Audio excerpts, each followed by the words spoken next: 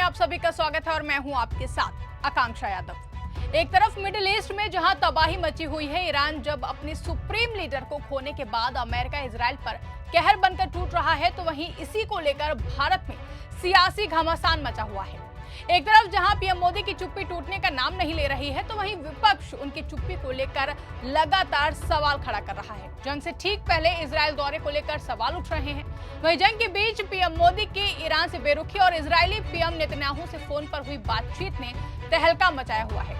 इस बीच कांग्रेस की वरिष्ठ नेता सोनिया गांधी ने पीएम मोदी की विदेश नीति और खामेनेई की मौत पर चुप्पी को एक्सपोज करते हुए एक अखबार में कॉलम लिखा है, जिसको लेकर अब नया बवाल खड़ा हो गया है। वहीं इसी बीच सोशल मीडिया पर एक क्लिप वायरल हो रही है, जिसमें एक इजरायली जनरल भारत को लेकर ऐसा चौंकाने वाला दावा कर रहा है, जिसने पीएम मोदी की इजरायली दौरे पर बड़े सवाल खड़े कर दिए हैं। तो कैसे इस जंग के बीच पीएम मोदी जी पर अब बड़ा संकट टूट पड़ा है, बताएंगे सब कुछ आपको अपनी इस खास रिपोर्ट में। दोस्तों, कुछ दिन पहले ही जब पीएम मोदी फादरलैंड इजराइल की संसद में जब अपने गले में मेडल डलवा रहे थे, तब किसी को नहीं पता था कि इस मेडल के बदले भारत की साख दांव पर लगाई जा रही है। पीएम मोदी के इजराइल से लौटते ही इजराइल ने जब ईरान पर बिना जंग के ऐलान के हमला किया, तो फिर दुनिया में और खास तौर पर ईरान को गलत मैसेज गया। इसके बाद जब अमेरिका, इजराइल और ईरान के बीच जंग छिड़ी, तो मोदी जी बिल्कुल ही चुप हो गए। उन्होंने एकदम चुप्पी साध ली।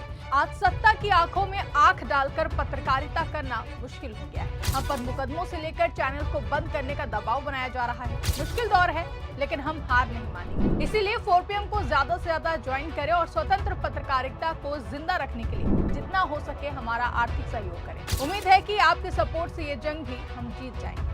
यहाँ तक कि ईरान के supreme leader Ayatollah Ali Khamenei की मारे जाने पर जहां दुनिया भर के नेताओं ने अपनी अपनी तरीके से प्रतिक्रिया दी, तो वहीं मोदी जी की तरफ से एक ट्वीट तक नहीं किया गया। न जाने किसके डर से उन्होंने खामनेई की मौत पर ना तो कोई शोक संवेदना दिया और ना ही कोई प्रतिक्रिया दी।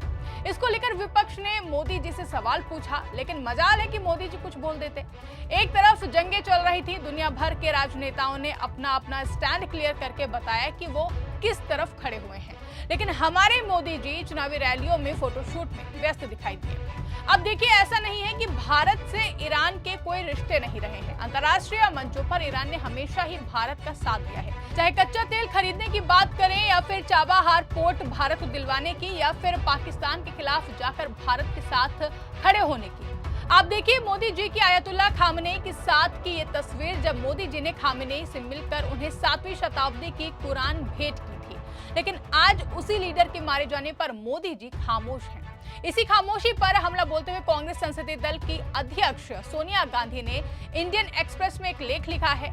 इस लेख का शीर्षक है, government silence on killing of Iran leader is not neutral, it is abdication. यानी कि ईरान के लीडर के मारे जाने पर सरकार की चुप्पी तटस्थता नहीं बल्कि कर्तव्य से पलायन है।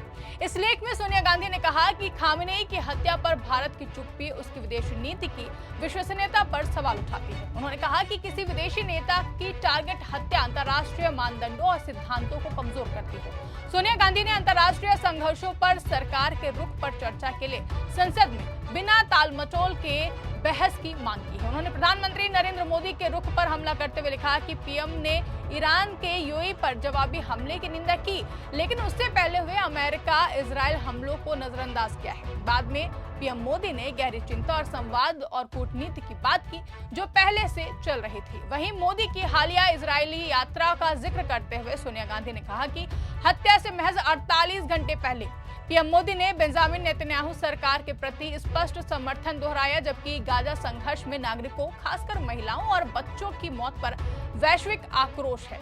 ये नैतिक स्पष्टता की कमी दर्शाता है। उन्होंने पीएम मोदी से पूर्व प्रधानमंत्री अटल बिहारी वाजपेयी को याद करने को कहा। उन्होंने लिखा कि अप्रैल 2001 में तेहरान यात्रा के दौरान अटल बिहारी वाजपेयी ने भारत ईरान के बहुत पुराने और समकालीन संबंधों को दोहराया था। 1998 से 2004 को भारत ईरान संबंधों का स्वर्ण युग कहा जाता है। इसमें तेहरान घोषणा और चाबाहार पोर्ट सहयोग शामिल था। सोनिया गांधी ने कहा कि वर्तमान सरकार को ये सब प्रासंगिक नहीं लगता है।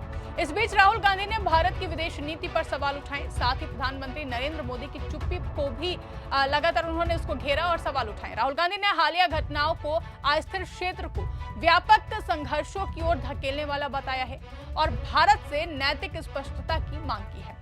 राहुल गांधी ने एक्स पर पोस्ट करते हुए लिखा कि प्रधानमंत्री मोदी को बोलना चाहिए, क्या वो विश्व व्यवस्था को परिभाषित करने के तरीके के रूप में किसी राष्ट्राध्यक्ष की हत्या का समर्थन करते हैं? अब चुप्पी भारत के विश्व में प्रतिष्ठा को कम करती है। अब देखिए, एक तरफ जहां विपक्ष पीएम मोदी को ईरान के प्रति संवेदना व्यक्त करने का दबाव बना रहा है, तो वहीं मोदी दबकर या फिर छुपाकर ही सही, लेकिन वो इस लड़ाई में इजराइल के साथ खड़े दिखाई दे रहे हैं। जंग छिड़ने और खामेनेई की मौत के बाद उन्होंने खुद ट्वीट करके इस बात की जानकारी दी थी कि उन्होंने हालिया स्थिति पर नेतन्याहू से फोन पर बात की है। वहीं अपने ताजा बयान में इजरायली प्रधानमंत्री बेंजामिन नेतन्याहू ने पीएम मोदी का शुक्रिया अदा किया। उन्होंने मोदी को अपना पक्का दोस्त बताते हुए कहा कि इस समय में इजरायल के साथ खड़े रहने के लिए भारत का धन्यवाद। अब देखिए, एक तरफ जहां नेतन्याहू ने बयान दिया और उनके बयान से बवाल मचा हुआ है, तो वहीं इसी बीच एक क्लिप सोशल मीडिया पर बड़ी ही तेजी से वायरल हो रहा है। इस क्लिप में एक इजरायली टीवी चैनल के कार्यक्रम में इजरायली जनरल कह रहे हैं कि हम दुनिया को एयर डिफेंस सिस्टम बेचेंगे, जिस पर पत्रकार उसे कहते हैं कि लेकिन हमारे पास ऐसी कोई भी प्रोडक्शन लाइन नहीं है, जिसके जवाब में इजरायली जनरल एक चौंकाने वाला दावा करते हैं। इजरायली जनरल कहते हैं हमारे पास प्रोडक्शन लाइन है भारत में, हमने पूरा भारत ले लिया है, हमारे पास 140 अरब भारतीय हैं। इस क्लिप को आम आदमी पार्टी की मीडिया सेल ने शेयर करते हुए लिखा कि क्या 140 करोड़ भारतीयों का सौदा करने इजरायल गए थे प्रधानमंत्री मोदी? अब प्रधानमंत्री नरेंद्र मोदी बताएं कि आखिर किस कीमत पर 140 करोड़ भारतीयों का सौदा कराए हैं। इस क्लिप को शेयर करते हुए पत्रकार रवीश कुमार ने लिखा कि इनको पूरा भारत किसने दे दिया है? एक बूंद से एक मन अनाज उगाने का सपना इजराइल कब से भारत को बेच रहा है? अब देखिए कि सवाल सिर्फ मोदी की खामोशी का नहीं है, सवाल भारत की आत्मा और उसकी विदेश नीति की साख का है। क्या भारत अब नैतिक संतुलन की जगह रणनीतिक चुप्पी को अपना रहा है? क्या 140 करोड़ लोगों का देश किसी एक धुरी की तरफ झुककर अपनी ऐतिहासिक गुट निरपेक्ष पहचान को दांव पर लगा देगा?